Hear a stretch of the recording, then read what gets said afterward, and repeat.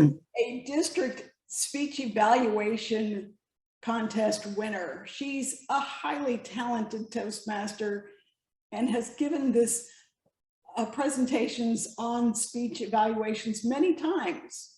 What she hasn't done before is added humor, which is what she's going to do today to show us all how even a serious subject can use a little humor, and you can add humor to any subject. Please welcome our educational headliner for today, Susan Schulz. Thank you, Madam MC, for today. I'm going to start off with a quote from Rudyard Kipling. I keep 6 honest serving men. They taught me all I knew. Their names are what and why and when and how and where and who. And so we're going to go off for time for a riddle, hey diddle diddle. The who's, the where's, the when's, the how's, and the why's of evaluations. Have you ever thought about it? Well, I have, and I'm going to bring you the answers today. So first off, who's involved in the evaluations? You are the evaluator.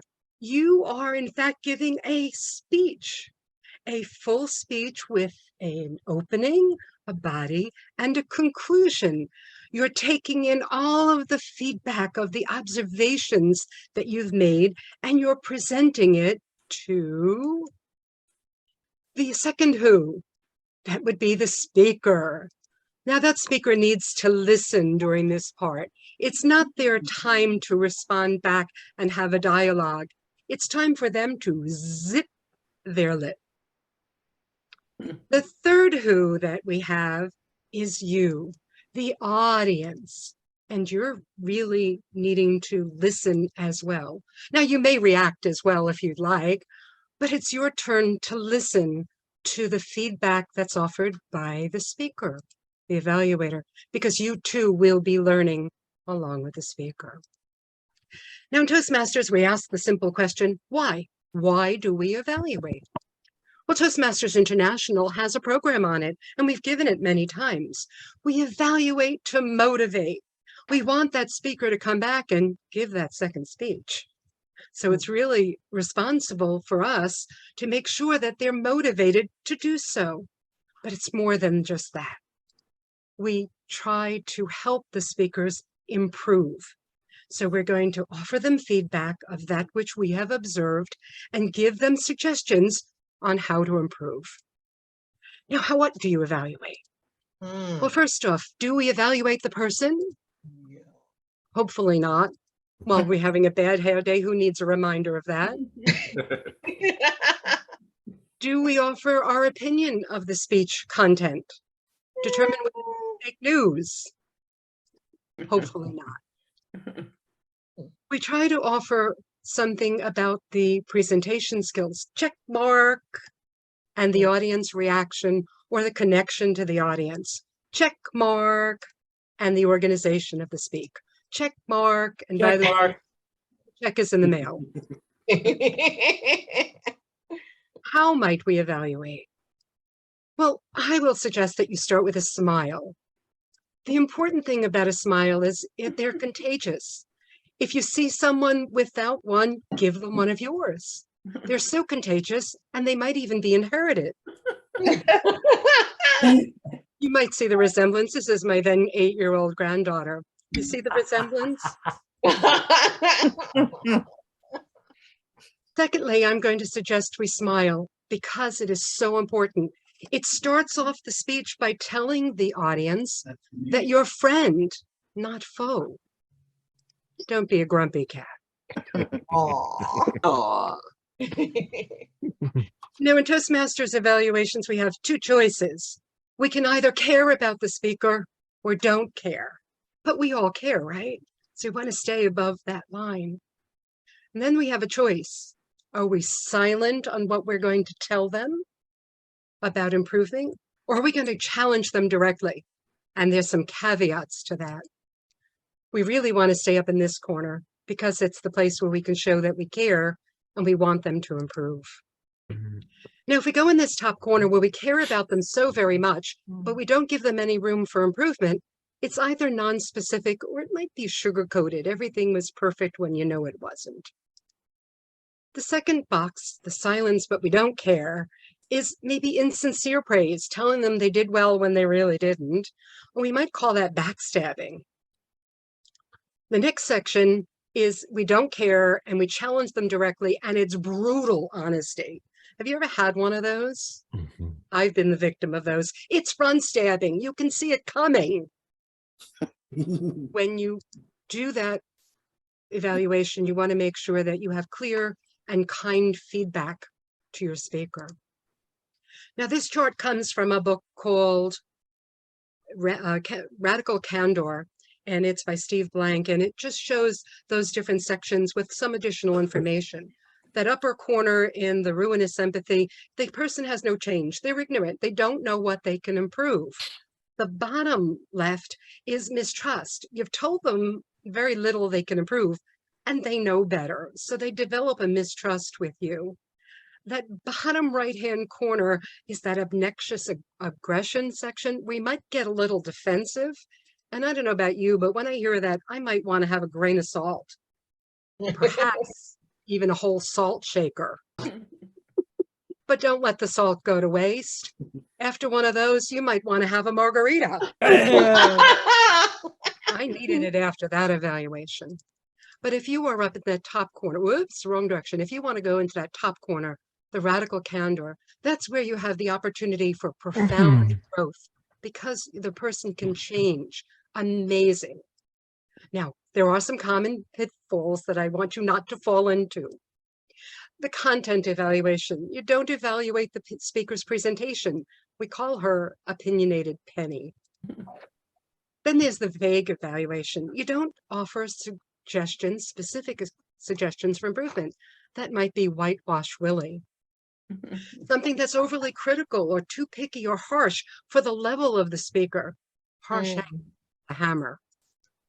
And then the retell evaluation. We've just heard the speech for 5 to 7 minutes. Who wants to hear it for another 2 to 3 during the evaluation? It doesn't offer any value. They just tell you they heard the speech, but so did I. I don't need them to do it. We call that one rerun, Ronnie, or Pete repeat. It's one of my favorites. And then off-topic evaluation talks about something completely unrelated to the speech. We might call her Tangent Tammy. And I saw one of these just last month, believe it or not. Some additional evaluation tips that we want for you to have outside of the meeting. First, before the speech, you want to contact the speaker. You might use your phone. You might use your computer for an email, or you might use smoke signals, if that's your method of communication. And then you want to ask about specific concerns or goals. And additionally, you want to be familiar with the speech objectives in pathways. Then after the speech, you want to make sure you provide your written evaluation. You want to communicate with the speaker through whichever method you choose. And then you want to provide some additional encouragement to that speaker. There are some extra things to consider, such as the speaker's experience. Are they a new member or a seasoned veteran? Makes a very big difference on how we will hold that standard of a ranking. We don't expect them to have all the vocal variety and gestures and eye contact and such. So be gentle. They need that, or they won't come back for that second speech. And your words matter. It's really important to find the positive words that you can use throughout everything you can say. Use the positive. How would you feel if you heard this said to you about you? And then make sure you have recommendations, but only those things that people can change.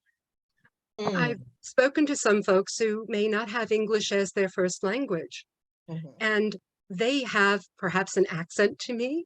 I might have my New York accent every so often, but that's not quite as much. If I were to learn to speak slower, then my audience can hear me rather than be the motor mouth from New York when I speak so quickly.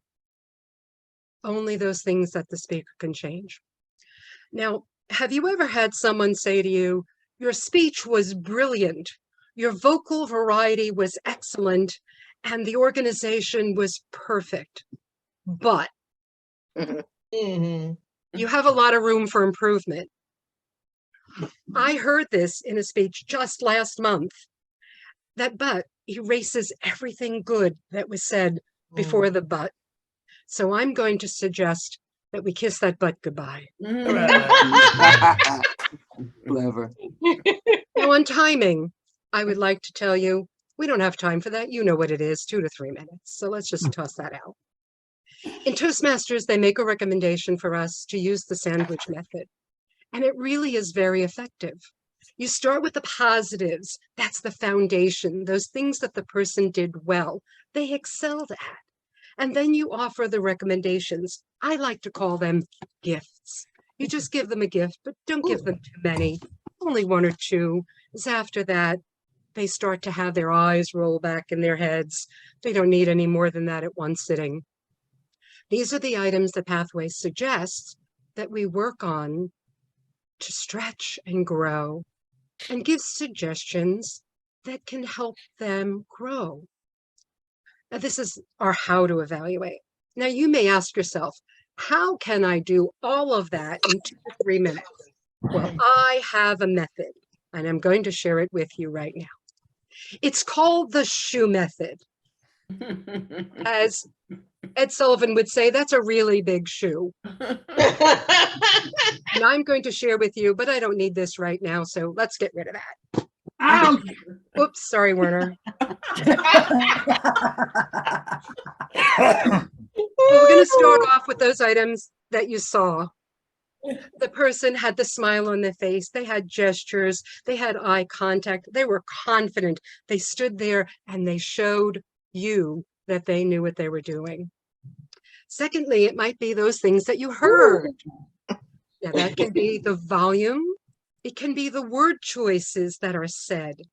And it can be the organization and transitions from one section of the presentation. Please share with the audience those things that you observed, saw, and heard. And then, of course, don't forget your opportunities. Everybody loves gifts, but not too many at one sitting. And then make sure you have the encouragement, the words of encouragement. So shoo, isn't that easy? Put it all together in one place. But you're not done yet. You're not done until the paperwork's done. Pathways has this wonderful form, and it gives you the opportunity to fill out those things that they excelled at, those things that they may want to change, and those things they may want to challenge themselves to learn and grow. And I get those all the time. Wonderful. Now, there are the criteria numerically, and please do fill these out. 3 means we've accomplished it. And that's where most of our rankings should be. It's not a C like in school, it's an accomplished. But if you have a ranking that's other than a 3, greater or lower, please add a comment to tell them why you think it's better or has room for improvement. We never say the words wrong, worst, should, could. Do it in a nice way, but offer that suggestion. And this is the criteria. You all are familiar with this. A person is either developing or they're exemplary. And most of us aren't exemplary. Let's face it, we're not all walking on water. Overall, we'd like you to remember to practice, practice, practice. Just like the piano, you get better when you do it more frequently. But make sure you practice giving those evaluations at your club meetings. Visit other clubs, do your ambassador visits. And then contests, which we will be coming up on very shortly, and we'll be doing the evaluation contests. So please do practice. This is our where and our when to evaluate. Finally, our who, what, when, where, why, when, and how all fit together. So I suggest to you to keep these 6 honest serving questions of evaluations because they taught me all I knew. Madam MC. Oh, thank you very, very much. And I did want to say that Susan's presentation was inspired by our guest speaker, Brad Montgomery, and her recent humor buddy, Akeem Bennett. And more, Jane. She did ask for a round robin evaluation. We don't really have much time, but could we have a total of about 2.5 minutes? And Stephanie, do you want to facilitate that, or I can if you prefer? Okay. Okay. I am, with 2.5 minutes, I'm going to call on 3 people for 40 to 45 seconds, starting with Terry Wells, please. Hi, Susan. My goodness, I really enjoyed that speech. I loved your slideshow. That was very well paced. You got some great pictures. You handled props wonderfully. Your gestures were great. Your volume was great. I love the way you fit in the little jokes. And I'm embarrassed to say I don't have a lot of things to say for room for improvement. That was really, really delightful. I think if anything, I would suggest being a little bit more specific about the things that a person would evaluate, like how were their body gestures, what was their volume like, that kind of thing. And I see I'm getting the red. So overall, great speech, wonderful job. Thank you. Tom, the man in the hat. Susan, your flow is amazing. You kept that flow going. You encouraged us right off the bat to be interactive. I think you could have let us do that a little bit more. That's an opportunity to enhance. But your flow, your on spot, your humor was sitting in there. And when you just got up to one of those, like, the check's in the mail, you broke that pattern really well. So I compliment you on all the way through. Record this and share this around the world. Finally, Paula. Head honcho, Paula. I'm here. Thank you. Sue, what a great presentation. I love the added humor. I don't want to repeat what others have already said, but this is the first time that I've heard you give an evaluation educational session, and I know you've done them before. And so I am just very, very impressed with the way you do it all. You make it fun, you make it interesting, and it's not just do this, do this, do this. It was awesome. Thank you. Thank you, evaluators. All right, thank you very much.